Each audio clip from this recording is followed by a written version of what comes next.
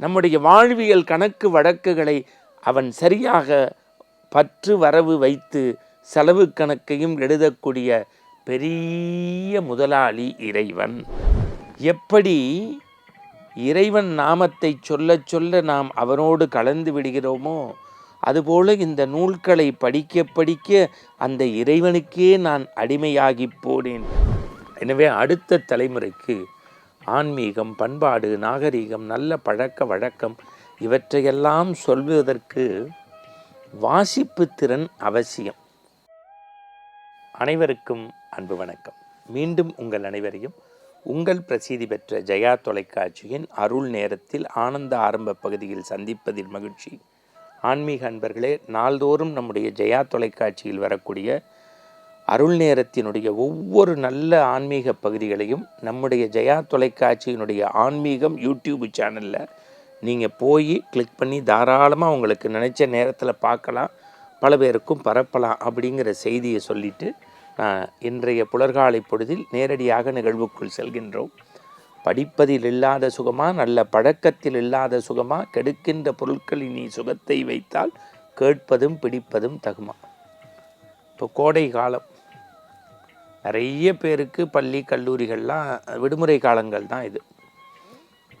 நம்ம இளம் வயதிலெல்லாம் செய்தித்தாளோடு வரக்கூடிய ஆன்மீக இணைப்பு புத்தகங்களை எடுத்து அதில் சின்ன சின்ன கதைகள் படிப்பதில், நல்ல தெய்வீக நிகழ்வுகளை வாசிப்பதில் நாங்களெல்லாம் இளைய வயதில் ரொம்ப ஆர்வத்தோடு இருந்தோம்.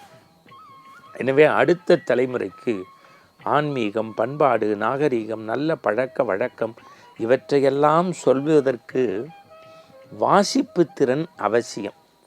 அதை மையமாக வைத்து உங்களுக்கு நான் இன்றைக்கு சொல்லக்கூடிய புத்தகம் என்ன என்றால், நாம் ஒவ்வொருவரும் படிக்க வேண்டிய ஒரு ஒப்பற்ற தலையாய நூல் அர்த்தமுள்ள இந்து மதம்.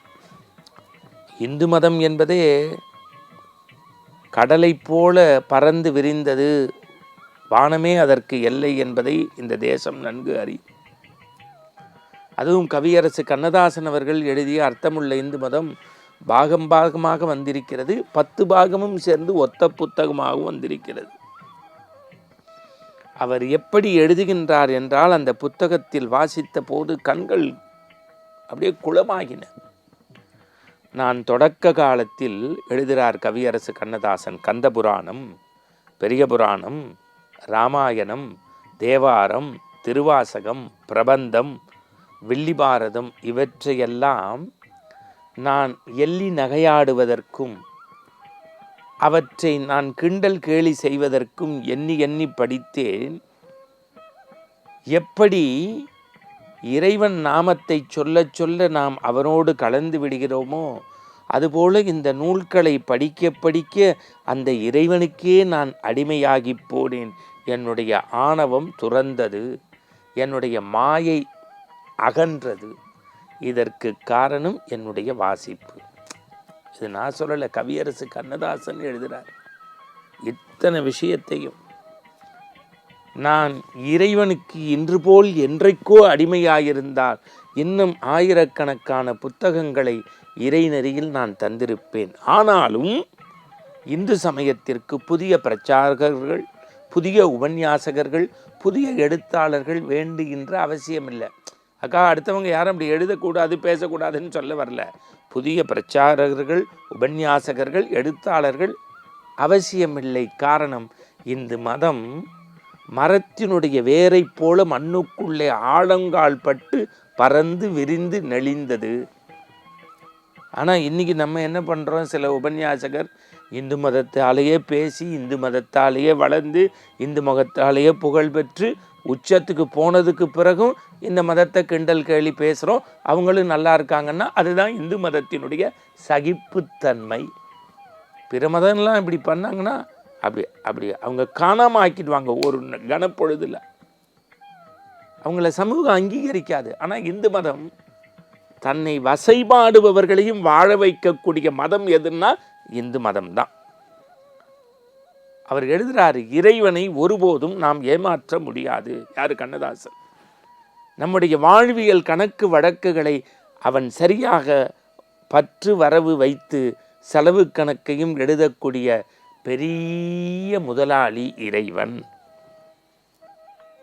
அந்த புத்தகத்தை நீங்கள் வாசிச்சாதான் அருமையாக இருக்கும்.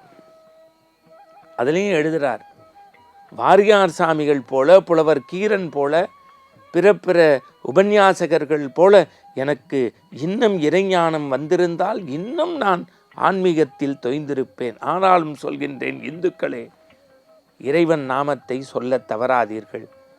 வாரியார் சொல்கின்றார், யார்? கண்ணதாசன் பதிவு செய்கிறார், கிணத்துக்கட்டையின் மேலே உள்ள பாத்திரம் கிணத்திற்குள் விழுந்தால் எப்படி நாம் 6 கொண்டிகளை உடைய அந்த கொண்டி மாதிரி இருக்கும் உங்களுக்கு பாதாள கரண்டி, அதை போட்டு அலசினா பாத்திரம் மேலே வருவது போல இறைவனுடைய பாத்திரத்தை வாழ்க்கை கிணறில் இருக்கக்கூடிய நாம் பற்றி கொண்டால் மேலே மேலே வந்துவிடலாம். நீங்கள் ஒரு நாளும் சமய சின்னங்கள் பூசுவதில் தவறாதீர்கள். என்ன சொல்றார்? விபூதி குங்குமம் வச்சுக்கணும், மந்திரமாவது நீர், வானோர் துதிக்கப்படுவது நீருன்னு சொல்கிறோம்ல. திருமண் நீட்டுகின்ற போது கேசவ நாராயணா சொல்லணும், பெண்கள் குங்குமம் வச்சுக்கணும். இதையெல்லாம் வலியுறுத்துகின்றார். அடுத்து அவர் சொல்கிறதா ரொம்ப பெருமை. அமைதியான, ஆழமான, நல்ல கருத்துக்களை கொண்ட, எதிரிகளையும் நேசிக்கக்கூடிய ஒரு மதம் இந்த மண்ணில் உண்டென்றால் அது இந்து மதம். அதற்கு காரணம் ராஜாஜி போன்றவர்கள் எழுதினார்கள், எல்லா இடங்களிலும் குளத்தில், கிணற்றில், ஆற்றில் கிடைப்பதும் தண்ணீர் என்றாலும் கங்கையும் காசியும் காவிரியும் தாகத்தை மட்டுமல்ல பாவத்தை போக்குவது போல இந்து சமயத்தில் இருக்கக்கூடிய இதிகாசங்கள், புராணங்கள் நம்முடைய வாழ்வின் பாவங்களை போக்குகிறது. எனவே அந்த அர்த்தமுள்ள இந்து மதத்தில் பிறந்த நீங்கள் முழுமையாக மதமாச்சரியங்கள் இல்லாது மனித நேயத்தோடு இந்த மதத்தின் பெருமைகளை, சிறப்புகளை அறிந்து நடந்தால் வாழ்க்கை முழுவதும் ஆனந்தம். இதை எழுதியவர் கவியரசு கண்ணதாசன். வாழ்வில் இன்று ஒரு உறுதியை ஏற்றுக்கொள்வோம். நாம் வாழ்க்கையில் சிறக்க, செம்மாந்து இருக்க, சிறகை விரித்து சிகரம் தொட ஆனந்த ஆரம்பத்தின் திறவுகோலாக அர்த்தமுள்ள இந்து மதத்தை வாழ்க்கையில் ஒரு முறையேனும் வாசிப்போம், நேசிப்போம். மீண்டும் நாளை காலை புதிய விடியலில் சந்திப்போம். வணக்கம்.